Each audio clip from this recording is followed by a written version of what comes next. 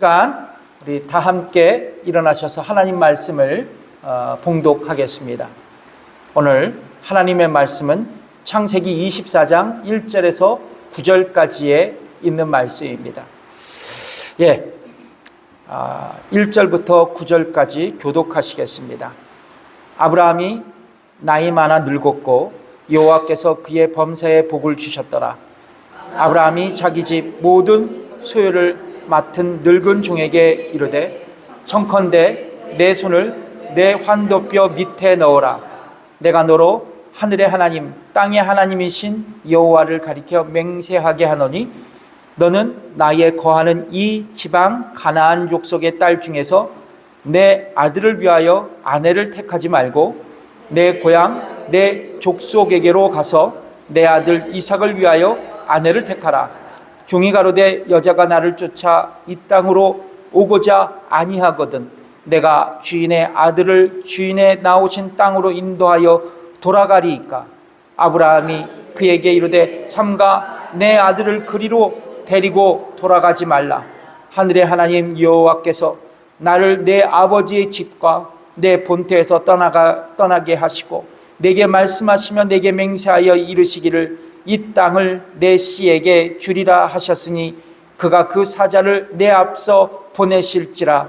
내가 거기서 내 아들을 위하여 아내를 택할지니라.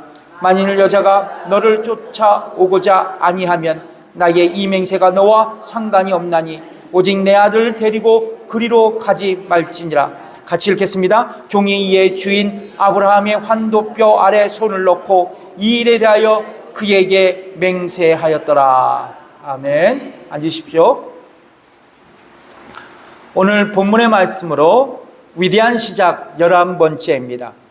하나님의 섭리하심을 확신하라.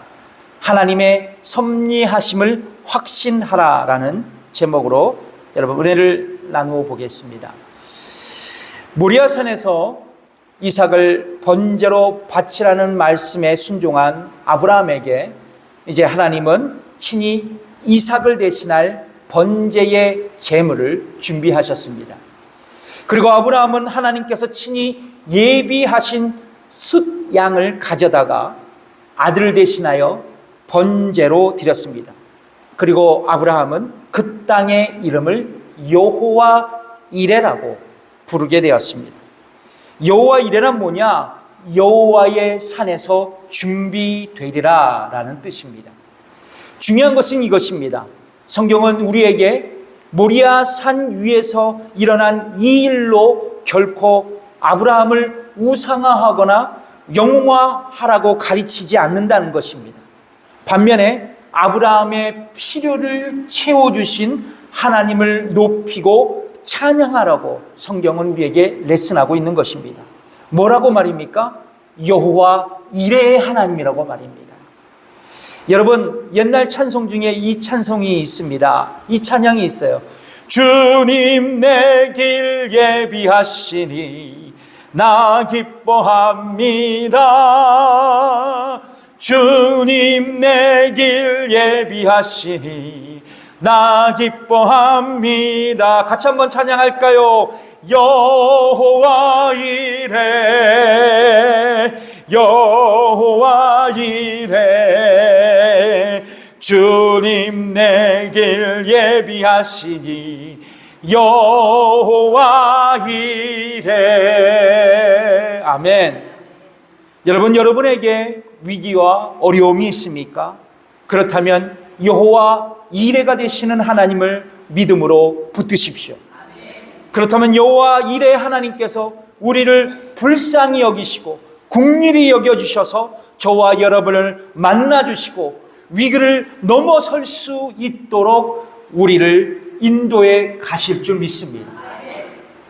모든 일이 끝난 후 아브라함은 이제 모리아 산에서 내려와서 종들과 함께 브엘세바로 돌아가게 됩니다. 자기의 집으로 돌아가게 되죠. 세월이 흘러서 사라가 127세를 향수하고 죽게 됩니다.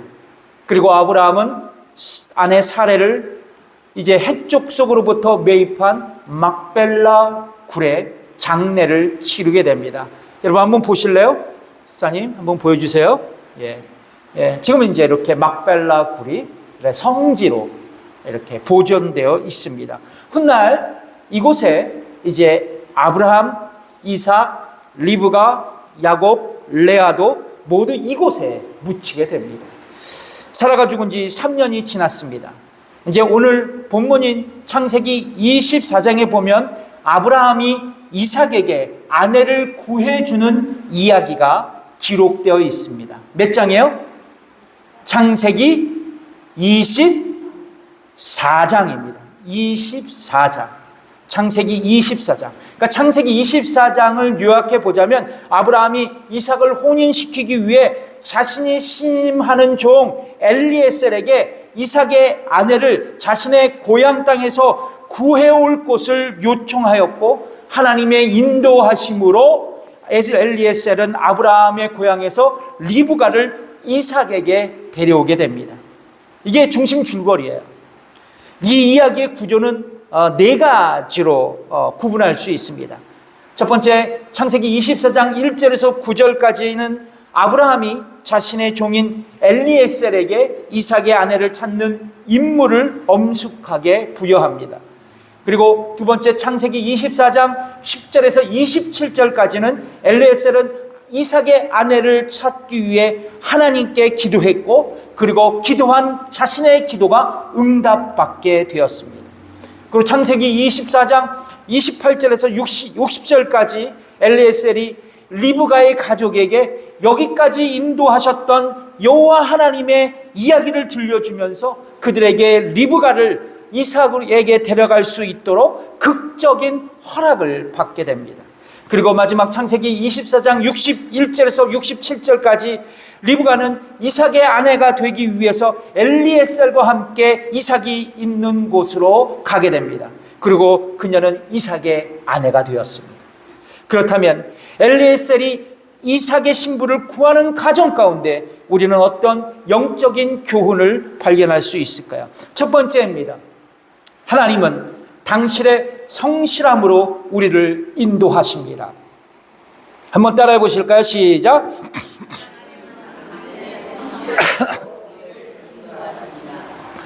사라가 죽은 지 3년 후 성경은 아브라함의 상황에 대해 이렇게 진술하고 있습니다. 창세기 24장 1절 말씀입니다.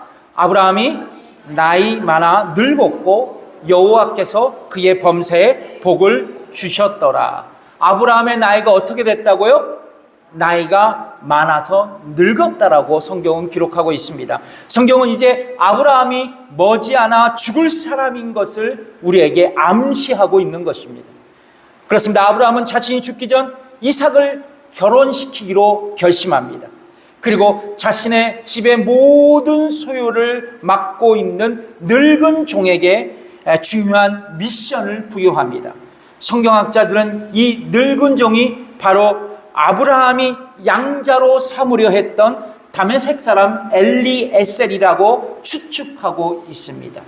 아브라함은 그에게 말합니다. 창세기 24장 2절에 뭐라고 말하냐면 내 손을 내 환도뼈 밑에 넣으라고 말입니다.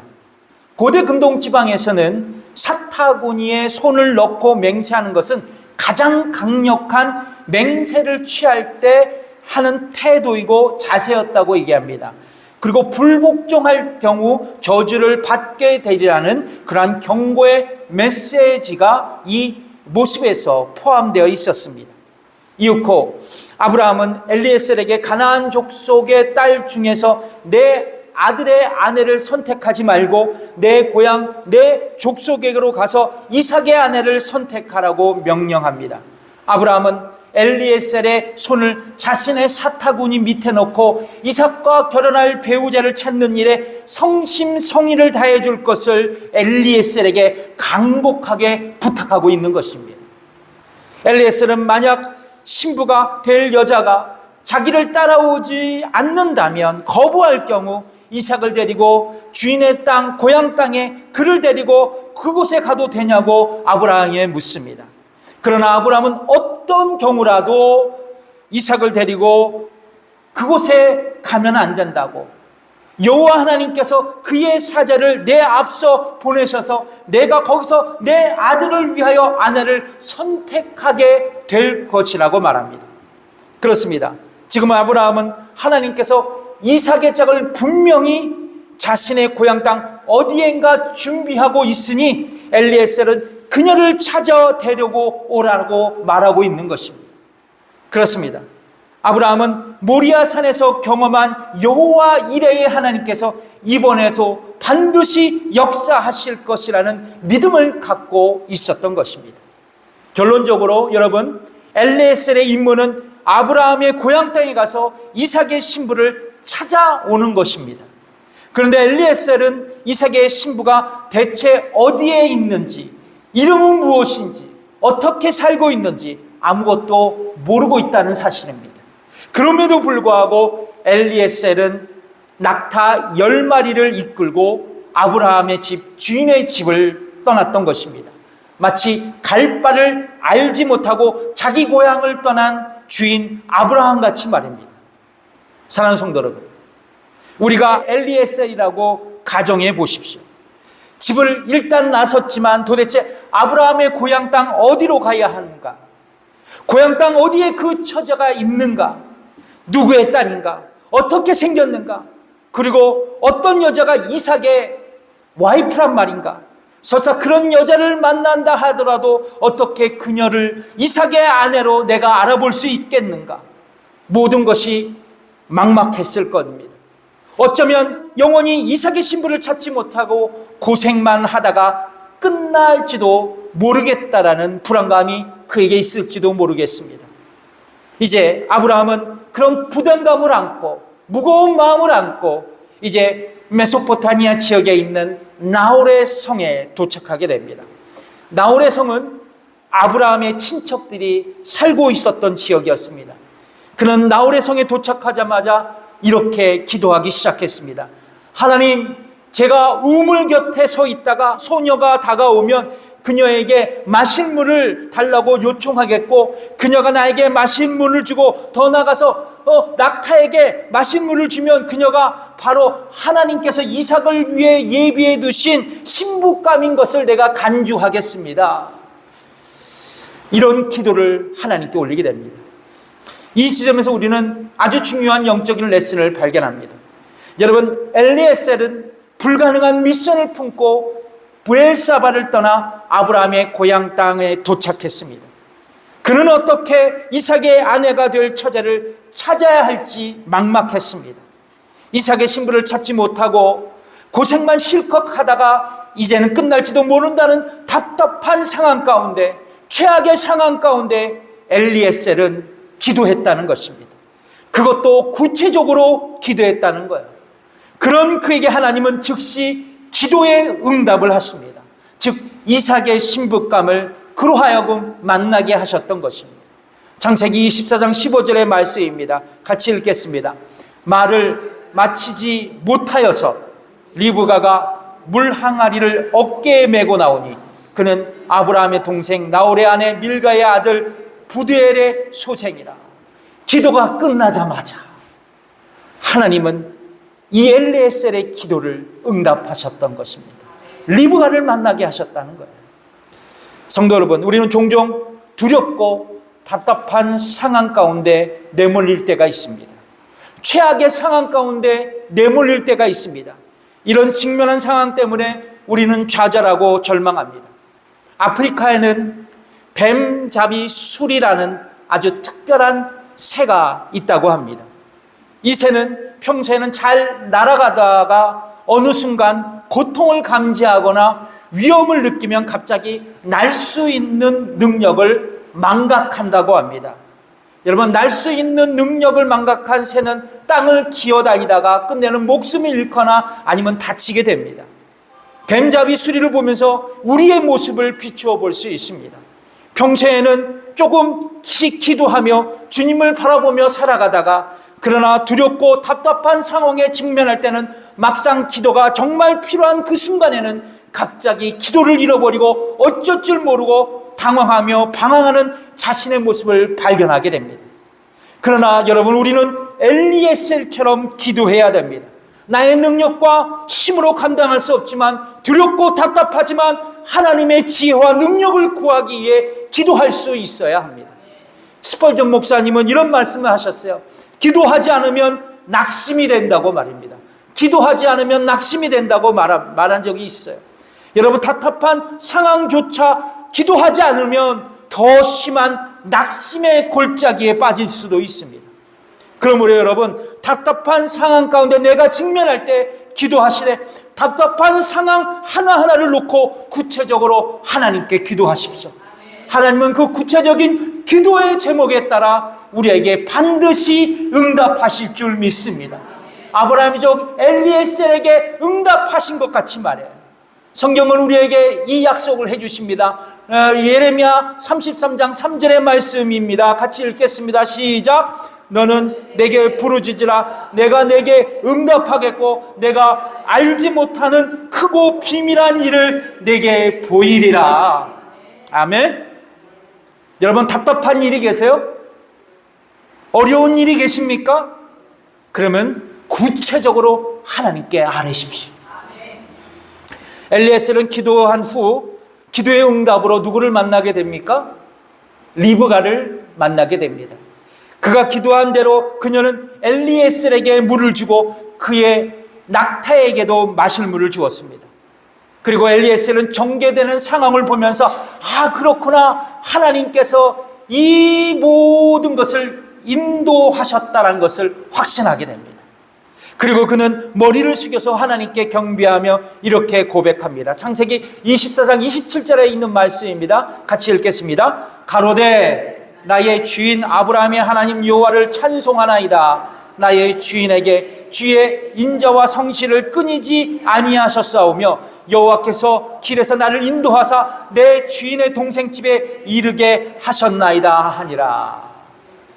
엘리에셀은 나의 주인에게 인자와 성실을 그치지 아니하셨던 여호와 하나님께서 나를 내 주인의 동생 집에 이르게 하셨다라고 고백합니다. 여러분, 이 시점에 우리는 또 하나의 영적인 교훈을 발견할 수 있습니다. 여러분, 엘리에셀이 이삭의 신부감을 찾아 불확실한 이 먼 길을 떠날 수 있었던 것은 그에게 한 가지의 믿음이 있었기 때문입니다.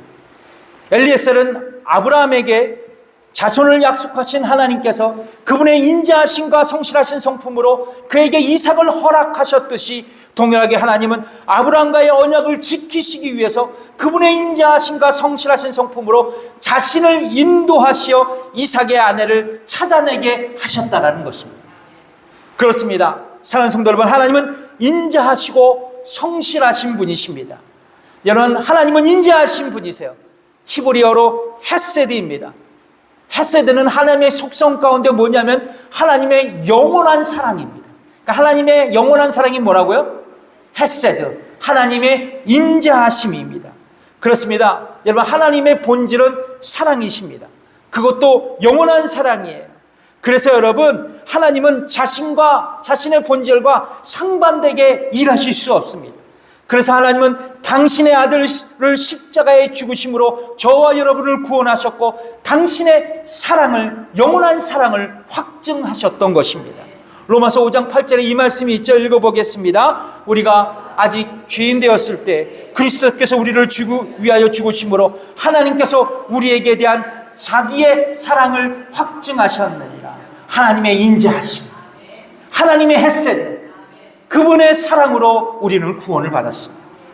또한 하나님이 저와 여러분을 사랑하신다면 더불어 저와 여러분에게 하나님은 성실히 행하실 것입니다. 진실히 행하실 것입니다. 여러분, 어떤 사람을 사랑한다면 그 사람에게 성실할 겁니다. 이것이 하나님의 사랑의 법칙이에요. 오늘 본문에서 성실을 히브리어로 에메트라는 단어를 쓰고 있습니다. 에메트는 하나님의 성품 가운데 결코 변하지 않는 진실함을 의미합니다. 그러니까 성경은 성실하고 진실하신 하나님을 이렇게 우리에게 노래하고 있습니다. 민수기 23장 19절의 말씀인데요, 우리가 잘 아는 말씀입니다. 읽어보겠습니다. 하나님은 인생이 아니시니 시건치 않으시고 인자가 아니시니 후회가 없으시도다. 어찌 그 말씀하신 바를 행치 아니하시며 말씀을 실행치 않으시랴. 그러니까 하나님은 사람이 아니시기 때문에 거짓말하지 않으신다는 거예요. 말씀하시면 그대로 이루시는 분이라는 겁니다. 약속을 지키시는 분이세요. 그래서 하나님은 약속에 성실하신 분이십니다. 진실하신 분이세요. 여러분, 사람들은 약속을 깹니다. 맞습니까? 약속을 어길 때가 있어요. 그러나 천지가 변해도 흔들림이 없는 것, 그것이 바로 하나님의 약속입니다. 그렇습니다. 아브라함에게 자손과 영구히 거할 땅을 약속하시고 언약을 체결하신 하나님은 그 언약을 지키시기 위해 이제 헷세대의 하나님으로, 에메티의 하나님으로 엘리에셀에게 여전히 성실하게 역사하셨던 것입니다. 사랑하는 성도 여러분, 우리는 헷세대의 하나님 그리고 에메티의 하나님을 믿음으로 붙들고 계십니까? 나에게 답답한 일이 있습니다. 나의 가정에 두렵고 어려운 일들이 점점 일어납니다. 그래서 요즘 낙심되고 좌절합니다. 우울해합니다. 신나는 일이 없습니다. 그렇다면 나를 영원한 사랑으로 구원하신 하나님을 믿음으로 붙드십시오. 성실하게 약속을 지키시는 하나님을 믿음으로 의지하십시오. 그렇다면 우리는 하나님 안에서 좌절하지 않을 겁니다. 절망하지 않을 거예요. 그리고 도리어 승리의 함성을 외치며 우리는 하나님께 나아갈 줄 믿습니다. 왜냐고요? 우리에게 신실하신 하나님이 함께 하시기 때문입니다. 에레미야 선지자는 이렇게 고백합니다. 에레미야에 가서 3장 22절에서 23절에 있는 말씀 같이 천천히 읽어보겠습니다. 여호와의 자비와 긍휼이 무궁하심으로 우리가 진멸되지 아니함이니이다. 이것이 아침마다 새로우니 주의 성실이 크도소이다. 여호와의 자비가 긍휼이 무궁하심으로 우리가 진멸되지 아니합니다. 이것이 아침마다 새로우니 주의 성실이 크도소이다. 아멘. 엘리에셀이 이삭의 신부를 구하는 과정 가운데 우리는 어떤 영적인 교훈을 발견할 수 있을까요? 첫 번째, 하나님은 당신의 성실함으로 우리를 인도하십니다. 두 번째, 하나님은 당신의 섭리하심으로 우리를 인도하십니다. 이제 리브가는 엘리에셀을 만난 이야기를 자신의 오라비 라반에게 알려주었고, 라반은 즉시 우물로 달려가 엘리에셀을 만나 자신의 집으로 초청합니다. 엘리에셀은 자신이 아브라함의 종이고 아브라함은 하나님 앞에 복을 받아서 갑부가 되었다고 말합니다. 그리고 자신이 나홀 성에 온 이유에 대해 자세히 간증하게 됩니다. 그러니까 아브라함의 유일한 상속자인 이삭의 신부를 이곳에 와서 찾으러 왔고 기도의 응답으로 리브가를 만났다는 것입니다. 그리고 마지막으로 그는 이렇게 리브가의 가족에게 고백합니다. 창세기 24장 48절에 있는 말씀입니다. 읽어보겠습니다. 나의 주인 아브라함의 하나님 여호와께서 나를 바른 길로 인도하사 나의 주인의 동생의 딸을 그 아들을 위하여 택하셨으므로 내가 머리 숙여 그에게 경배하고 찬송하였나이다. 엘리에셀은 말합니다. 하나님 여호와께서 나를 바른 길로 인도하셨다고 고백합니다. 나를 어떤 길로? 바른 길로 인도하셨다. 그렇습니다.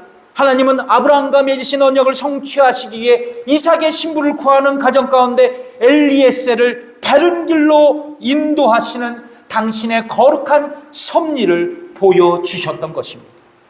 결국 하나님의 섭리하심으로 이삭의 신부가 될 리브가를 만나게 하셨고 엘리에셀은 리브가와 함께 가나안 땅으로 돌아가게 됩니다.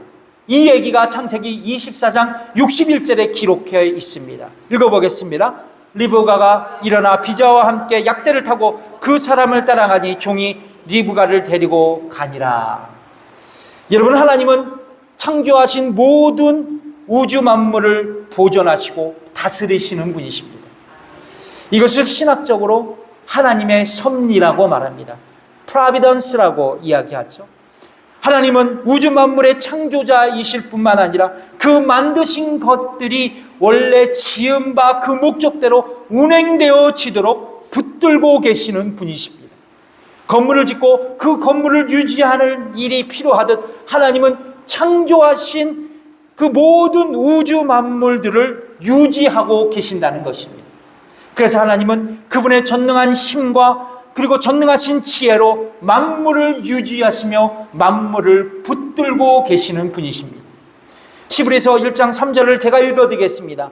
이는 하나님의 영광의 강처시요 그분의 그 본체의 형상이시라 그의 능력의 말씀으로 만물을 붙드셨다고 말입니다. 그의 능력의 말씀으로 만물을 붙드셨다. 여기서 만물을 붙들다라는 말에 해당하는 헬라어가 빼로입니다. 빼로. 의미는 계속적으로 옮기다, 계속적으로 조절하다입니다. 그러니까 그분의 능력의 말씀으로 우주 만물을 계속적으로 조절하고 계신다는 것입니다. 누가 말입니까? 하나님께서 말이야. 하나님께서 말이야. 그것이 섭리입니다. 하나님 끊임없이 우주 만물을 유지하시고 조절하시는 분이십니다. 그래서 우리에게 낮과 밤이 있는 것도, 우리에게 사계절이 있는 것도, 우리가 매 순간 호흡을 하는 것도 다 하나님의 선하신 섭리이기 때문입니다.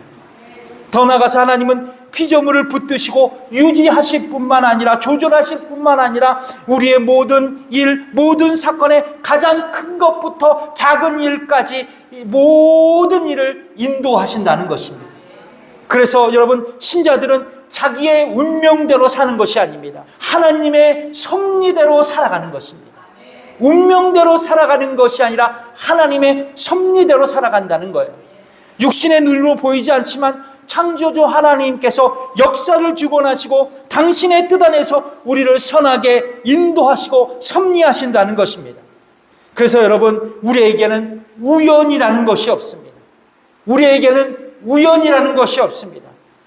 우리에게는 하나님의 섭리요 그분의 뜻만 있는 것입니다. 존 칼빈은 하나님의 손이 실권을 쥐고 있다라는 말을 했습니다. 하나님의 손이 뭐를 쥐고 있다? 실권을 쥐고 있다. 참새 한 마리조차도 우연히 떨어지는 일이 없습니다. 우리의 삶에 일어나는 일, 모든 것이 우연이 아니라는 것입니다. 하나님의 선하신 뜻, 그분의 섭리가 담겨져 있다는 것입니다. 하나님의 손이 우리의 인생사에 실권을 쥐고 계신다는 것입니다. 그렇습니다. 하나님은 아브라함에게 선한 뜻을 갖고 계셨고 그 선하신 뜻을 향하여 엘리에셀을 리브가에게 인도하셨던 것입니다. 동일하게 저와 여러분에 대한 하나님의 선하신 뜻이 계실 줄 믿습니다. 저와 여러분을 향한 하나님의 선하신 뜻이 있을 줄 믿습니다. 하나님은 그 선하신 뜻을 성취하시기 위해 우리의 인생을 그렇게 인도하고 계신다는 것입니다. 이것이 바로 하나님의 섭리입니다. 하나님의 섭리예요. 그래서 여러분, 우리가 사망의 골짜기로 다닐지라도 두려워하지 않는 이유는 무엇일까요? 나를 향하신 하나님의 선하신 뜻이 있고 하나님은 그분의 뜻을 성취하기에 우리를 섭리하고 계신다는 것입니다. 섭리하고 계신다는 것입니다. 사랑하는 성도 여러분, 우리는 때때로 삶이 불안합니다. 마치 광야를 걸어가는 이스라엘 백성들처럼 하나님이 하루라도 도와주시지 않는다면 죽을 수밖에 없고 좌절할 수밖에 없는 위기에 직면할 수 있습니다. 그러나 사랑하는 성도 여러분, 지금 내가 가지고 있는 문제, 내가 가지고 있는 절망적 환경은 하나님께서 나에게 주시려는 모습의 전부가 아니라는 것입니다. 지극히 작은 것에 불과하다는 거예요. 우리를 최선으로 인도하시는 섭리자로서 그 하나님을 저와 여러분들이 신뢰한다면, 사랑하는 성도 여러분, 이 답답한 상황 가운데 우리는 나에게 준비하신 아름다운 모습을 믿음으로 발견하게 될 줄 믿습니다. 그 하나님을 붙들고 가자는 거예요. 엘리에셀이 만난 하나님, 저와 여러분의 하나님이 되시기를 바라요. 엘리에셀이 가졌던 이 믿음, 저와 여러분의 믿음이 되시기를 주님의 이름으로 축복합니다. 기도하겠습니다.